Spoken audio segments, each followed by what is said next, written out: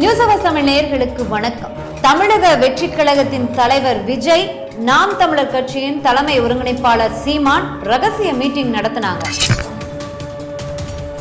அவங்க ரெண்டு பேரும் கூட்டணியாக இணைந்து இந்த 2026 தேர்தலை சந்திக்க போறாங்க.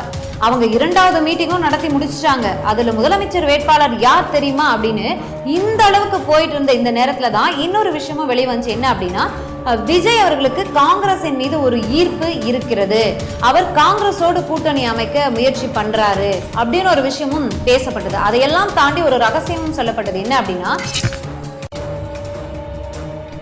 நடிகர் விஜய் அவர்கள் காங்கிரஸ்ல இந்த பொறுப்புக்கு முயற்சி பண்ணாரு, அத ராகுல் காந்தி நிராகரிச்சாரு அப்படின்னு பல்வேறு காரணங்கள் பேசப்பட்டது. ஒரு ரகசியமும் சொல்லப்பட்டது. என்ன நடந்திருக்கு, தற்போதைய நிலவரம் என்ன பார்க்கலாம்.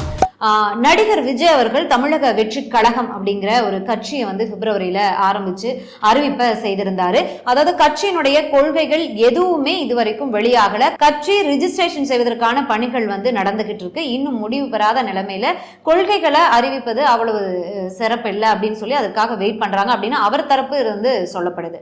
இன்னொரு தரப்பு என்ன சொல்லுன்னா, நடிகர் விஜய் கட்சியை ஆரம்பிச்சாரு, ஆனா தொடர்ந்து வாழ்த்துக்களை மட்டும்தான் சொல்லிக்கிட்டு இருக்காரு. அவர் மக்களோடு இணைஞ்சு அரசியல் பண்ணி ஈடுபடல, மக்களுக்கு தேவை, மக்களுடைய பிரச்சனைகளை இன்னும் சந்திக்கல, மக்களுக்காக ரோட்ல இறங்கி குரல் கொடுக்கல, எதுவா இருந்தாலும் ட்விட்டர்லயே ட்வீட் போட்டா போதுமா அப்படிங்கிற விஷயம் எல்லாம் இருந்த போதே நடிகர் விஜய் நாம் தமிழர் கட்சியின் தலைமை ஒருங்கிணைப்பாளர் சீமான் அவர்களை ரகசியமா சந்திச்சாங்க. 2 முறை அவங்க மீட்டிங் நடந்திருக்கு. அவங்க கூட்டணியா இணைஞ்சு இந்த 2026 தேர்தலை சந்திக்க போறாங்க. ஒருவேளை இந்த கூட்டணி அமைஞ்சிட்டா ஆளுங்கட்சியாக இருக்கக்கூடிய திமுகவிற்கு இது பல நெருக்கடிகளை கொடுக்கும், அதிமுக இல்லாமலே போய்விடும் அப்படின்னு பல்வேறு விவாதங்கள், பல்வேறு கருத்துக்கள் பேசப்பட்டது. இதுல பல விஷயங்கள் பொய், இது பல விஷயங்கள் யூகம் அப்படிங்கறதெல்லாம் எல்லாருக்குமே இப்போ தெரிஞ்சிருக்கு. இதெல்லாம் தாண்டி ஒரு ரகசியமும் சொல்லப்பட்டது. அந்த ரகசியம் என்ன அப்படிங்கறத நான் கடைசியில சொல்றேன். சரி, நடிகர் விஜய் அவர்களுடைய கோட் அப்படிங்கிற ஒரு படம், இதற்கு காரணம் என்ன? சீமான் அவர்களையும் விஜய் அவர்களையும் இணைத்து பேசுவதற்கு, கேள்வி கேட்பு செய்தியாளர்கள் கேள்விகளை முன்வைப்பதற்கு காரணம் என்ன அப்படின்னா, கோட் அப்படிங்கிற அந்த படத்துல விஜய் அவர்கள் நடிச்சிட்டு இருக்காரு. இன்னும் ஒரு படம் தான் நடிக்க போறாரு, அதோட கடைசி படம். அதற்கு பிறகு நான் முழு நேர அரசியல் ஈடுபட போறேன் அப்படின்லாம் அவர் சொல்லியிருந்தாரு. இந்த கோட் படத்துல ஒரு பாடல் ரிலீஸ் ஆயிருந்துச்சு. அந்த டைம் என்ன அப்படின்னா, இந்த நாடாளுமன்ற தேர்தலுக்கான நேரம். இந்த தேர்தல் பிரச்சாரத்துல அனைத்து கட்சிகளும் ஈடுபட்டு இருக்கும் போது நாம் தமிழர் கட்சிக்கான அந்த சின்னம், கரும்பு விவசாய சின்னம் வேறொரு கர்நாடக கட்சிக்கு வழங்கப்பட்டது. சோ இதை நாம் தமிழர் கட்சியின் சீமான், நாம் தமிழர் கட்சி மிக பெரும் பிரச்சாரத்தை முன்னெடுத்திருந்தாங்க. இது அநீதி அப்படின்னு தொடர்ந்து அவங்க பேசிட்டு இருந்தாங்க. இது பாஜகனுடைய வேலை அப்படின்னு அண்ணாமலை அவர்களை கூட இந்த விஷயத்துல அவங்க பேசியிருந்தாங்க. அப்படி இருக்கும்போது அவங்களுக்கு தொடர்ந்து அவங்களுக்கு வேணும் அப்படிங்கிற சின்னத்துக்காக முயற்சி பண்ணாங்க, நீதிமன்றத்தை நாடினாங்க, தேர்தல் ஆணையத்தை நாடுனாங்க.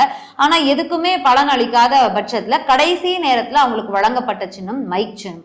ஆனா இந்த சின்னத்தை அவங்க சிறப்பாகவே கொண்டு போய் மக்கள் கிட்ட சேர்த்தாங்க. அது ஒரு பக்கம் இருந்தாலும் இந்த மைக் சின்னம் கொடுக்கப்பட்ட அந்த நேரத்துல தான் இந்த கோட் படத்தினுடைய சிங்கிள் ட்ராக் மியூசிக் வெளியாச்சு. அப்ப இந்த சிங்கிள் ட்ராக் மியூசிக்ல விஜய் அவர்கள் குரல்லையே பாடப்பட்ட மைக்கை எடுங்க, ஒரு பாட்டி ஒண்ணு பண்ணட்டுமா அப்படின்ற மாதிரி எல்லாம் அந்த பாடல் வரிகள் அமைஞ்சிருந்துச்சு. அதுல மைக்கு பிடிச்சு பேசிப்பாரு. அந்த மைக் அதுல உபயோகப்படுத்தப்பட்டிருந்தது. இந்த விஷயத்த நாம் தமிழர் சொன்னாங்க. என்ன சொன்னாங்க அப்படின்னா, எங்களுக்கு மறைமுகமாக நடிகர் விஜய் ஆதரவை தெரிவிக்கிறாரு, தமிழக வெற்றி கழகத்தினுடைய தொண்டர்கள், உறுப்பினர்கள் நாம் தமிழர் கட்சிக்கு உங்க வாக்குகளை பதிவு பண்ணுங்க அப்படின்னு நடிகர் விஜய் எங்களுக்கு ஆதரவு தெரிவிக்கிறாரு அப்படின்னு பேசப்பட்டது. இதற்கு முன்பு நடந்த தேர்தல்ல, சட்டமன்ற தேர்தல்ல நடிகர் விஜய் சைக்கிள்ல வாக்களிக்க போனாரு. அப்ப கருப்பு சைக்கிள்ல அவர் போனாரு. சோ அதை வச்சு அப்ப பேசப்பட்ட ஊடகங்கள் என்ன பேசப்பட்டது அப்படின்னா, திமுகவிற்கு வாக்களிக்க சொல்லி மறைமுகமாக விஜய் சொல்றாரு அப்படின்ற ஒரு கருத்தும் பேசப்பட்டது. அதே போல இப்பயும் இது பேசப்பட்டது. ஆனா இப்போ அப்பையும் அவர் மறுப்பு தெரிவிக்கல, இப்பயும் அவரு மறுப்பு தெரிவிக்கல. இப்படி நாம் தமிழர் கட்சியை சேர்ந்த மூத்த நிர்வாகிகளே இந்த விஷயத்தை இப்படி பேசும்போது, கோட் படத்துல இருக்கக்கூடிய அந்த மைக்கை எடு அப்படிங்கிற அந்த வரி எங்களுக்காக தான் விஜய் சப்போர்ட் பண்ணிருக்காரு அப்படின்னு பேசும்போது, விஜய் தரப்புல இருந்தோ இல்ல தமிழக வெற்றி கழகத்தின் சார்பில் இருந்தோ எந்தவித மறுப்பு அறிக்கையுமே வெளிவராத பட்சத்துல அப்படிதான் இருக்குமோங்கிற பட்சத்துல தான் எடுத்துக்கொள்ளப்பட்டது. அதற்கு பிறகுதான் நாம் தமிழர் கட்சிகிட்ட தொடர்ந்து சீமான் அவர்கிட்ட விஜய் பத்தியான கேள்விகள் கேட்கப்பட்டது. அவருக்கு அவரு முகம் சுழிக்காம, தம்பி வரட்டுமே, அவர் முதல்ல வரட்டும், அப்புறம் அவர் ஆதரவு தெரிவிக்கிறாரா இல்ல என்னங்கிறதுலாம் அவர் முதல்ல வரட்டும், அவர் கொள்கையை முதல்ல அறிவிக்கட்டும் அப்படிங்கறதுலதான் ஆரம்பிச்சாரு சீமான். அதற்கு பிறகு தொடர்ந்து கேள்விகளை முன்வைக்கும் போது அப்படியா தம்பி வந்து கூட்டணி அமைக்க போறாரா, நாங்க மீட் பண்ணோமா, சரி இருந்தா என்ன, அண்ணனு தம்பி சந்திச்சா என்ன அப்படின்னாரு. அதுக்கு பிறகு அவன் வெயிட்டிங் அப்படின்னாரு. ஏன்னா விரைவில் வந்து ஒரு மாநாடு நடத்த போறாரு நடிகர் விஜய், அந்த மாநாட்டுல நீங்க கலந்துப்பீங்களா அப்படின்னு சீமான் அவர்கள்ட்ட கேள்வி கேட்கப்படுது. அப்போ வந்து கலந்துக்கிட்டா என்ன, ஐம் வெயிட்டிங், அழைப்பு வந்தா கலந்துப்போம், அவர் கொள்கைகள் தெரியட்டும், அவர் கொள்கைகள் எங்களோட ஒத்து போனா கூட்டணி அமைப்போம், என்ன அதனால அப்படின்னு சொல்லி அவர் பேசியிருந்தார். அப்படி இருக்கும்போதுதான் ஒரு பத்திரிகையாளர், ஒரு மூத்த பத்திரிகையாளர் வந்து ஒரு பேட்டியில இன்னொரு விஷயத்த சொல்லியிருந்தார். என்ன அப்படின்னா, நடிகர் விஜய் அவர்கள் வந்து ஒரு 10 வருடத்திற்கு முன்பாக அவருக்கு வந்து காங்கிரஸின் மீது ஒரு ஈர்ப்பு இருக்கிறது அப்படின்னு பேசப்பட்டுச்சு. இந்த விஷயத்த நம்ம இப்ப ஏன் பேசுறோம் அப்படின்னா, எதிர்கட்சி தலைவராக ராகுல் காந்தி அவர்கள் தேர்வு செய்யப்பட்ட போது ராகுல் காந்தி அவர்களுக்கு நடிகர் விஜய் வந்து ட்விட்டர்ல வாழ்த்துக்களை பதிவு செஞ்சிருக்காரு. வேற யாருக்குமே, ஓம் பிர்லா அவர்களுக்கு வாழ்த்து தெரிவிக்கல, மோடிக்கு வாழ்த்து தெரிவிக்கல, ஆனா இவருக்கு மட்டும், தமிழக எம்பிக்களுக்கு வாழ்த்து தெரிவிக்கல, ஆனா ராகுல் காந்தி அவர்களுக்கு மட்டும் டைரக்டா நடிகர் விஜய் அவர்களுடைய ட்விட்டர் பேஜ்ல இருந்தே வாழ்த்துக்கள் பதிவு செய்யப்பட்டிருக்கிறது. இதனாலதான் இப்ப திரும்ப இந்த விஷயம் பேசுபவர்களுக்கு எடுத்துக்கொள்ளப்பட்டிருக்கிறது. அந்த மூத்த பத்திரிகையாளர் ஒரு பேட்டியில என்ன சொல்லியிருந்தார் அப்படின்னா, கிட்டத்தட்ட ஒரு 10 வருடத்திற்கு முன்பாக நடிகர் விஜய்க்கு காங்கிரஸின் மீது எப்போதும் ஒரு ஈர்ப்பு இருக்கிறது, அவர் காங்கிரஸ்ல வந்து முயற்சி செஞ்சார், ஒரு பொறுப்பு இருக்கு. என்ன பொறுப்பு இருக்கு அப்படின்னா, தமிழக இளைஞர் அணி தலைவர் பொறுப்பிற்கு காங்கிரஸ்ல தீவிரமா முயற்சி செஞ்சாரு. ஆனா நீங்க வந்து 40 வயசு கடந்துட்டீங்க, 40 வயசு ஆயிடுச்சு உங்களுக்கு, அதனால இளைஞர் அணி தலைவர் பொறுப்பை உங்களுக்கு கொடுக்க முடியாது அப்படின்னு ராகுல் காந்தி மறுத்து விட்டார். அப்ப இருந்து ஒரு மோதல் வந்து அங்க கிளம்புச்சு. அதனாலதான் அவர் காங்கிரஸ்ல வந்து பங்கெடுக்கல, காங்கிரஸ்க்கு போகல. அதன் பிறகு அவங்க அப்பாவுமே எவ்வளவு முயற்சி பண்ணார் கட்சி தொடங்கணும்னு, அப்பெல்லாம் வந்து நடிகர் விஜய் கட்சி தொடங்கல. அதன் பிறகு இப்போ வந்து ஒரு மனமாற்றம் அடைந்து இந்த தமிழக வெற்றி கழகம் அப்படிங்கிற கட்சியை தொடங்கியிருக்கார். சரி, இப்ப ராகுல் காந்தி அவர்களுக்கு மட்டும் வாழ்த்து சொல்லியிருக்காரே, ஒருவேளை அந்த பத்திரிகையாளர் சொன்னது உண்மையாக இருக்குமோ? தமிழக வெற்றி கழகத்தினுடைய தலைவர் விஜய் காங்கிரசின் மீது இருக்கக்கூடிய அந்த ஈர்ப்பு உண்மை அப்படின்னா, காங்கிரஸோடு கூட்டணி அமைத்து இந்த 2026 தேர்தலை சந்திப்பாரோ? அப்ப காங்கிரஸோட விஜய் கூட்டணி அமைத்தால் சீமான் அந்த கூட்டணிக்கு வரமாட்டாரே அப்படிங்கிற ஒரு கருத்தும் கிளம்பியிருக்கு.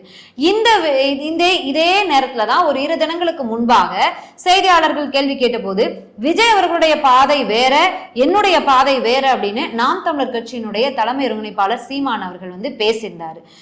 அதையெல்லாம் தாண்டி நேற்று வந்து சொல்லியிருக்காரு, விக்கிரவாண்டி இடைத்தேர்தல்ல அதிமுக தேமுதிகவினுடைய தொண்டர்கள் நாம் தமிழருக்கு வாக்களிக்கணும் அப்படின்னு ஒரு அழைப்பை விடுத்திருந்தாரு. தொண்டர்களுக்கு தான் அழைப்பு விடுத்திருந்தாரு.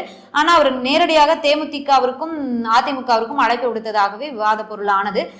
அதற்கு பிறகு அதிமுகவினுடைய இந்த உண்ணாவிரத போராட்டம், சட்டமன்றத்தில இருந்து அதிமுக உறுப்பினர்களை இடைநீக்கம் செஞ்சாங்க.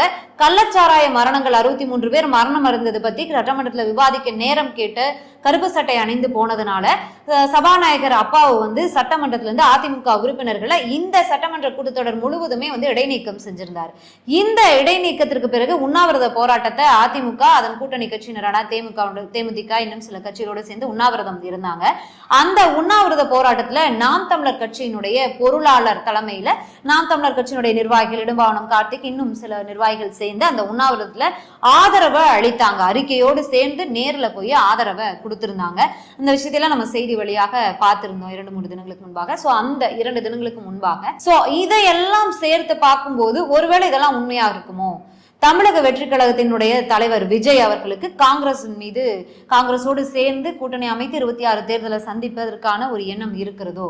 அப்ப அந்த கூட்டணி உறுதியானால் நாம் தமிழர் தலைமை ஒருங்கிணைப்பாளர் சீமான் அவர்களுக்கு வந்து அந்த கூட்டணி ஒத்து போகாது. ஏன் அப்படின்னா, அவருடைய கட்சி, அவருடைய கொள்கை சித்தாந்தம் எல்லாமே வந்து இலங்கை போர், பிரபாகரன் அவர்களை சுற்றுனது, தமிழ் தேசியம் சுற்றுனது, அதற்கும் காங்கிரஸிற்கும் காங்கிரஸை சாடிதான் அவர் அரசியலே பண்ணிட்டு இருக்காரும் போது அதற்கு வாய்ப்பு இல்லை. அப்படிங்கும் போது ஒருவேளை மற்றவங்க எல்லாம் சொல்ற மாதிரி என்னைக்கு வேணா நடக்கும் அரசியல்ல, என்ன வேணா நடக்கும் அப்படின்லாம் சொல்றாங்க. அதற்கு இப்போதைக்கு வாய்ப்பு இருக்கிறதாக தெரியவில்லை.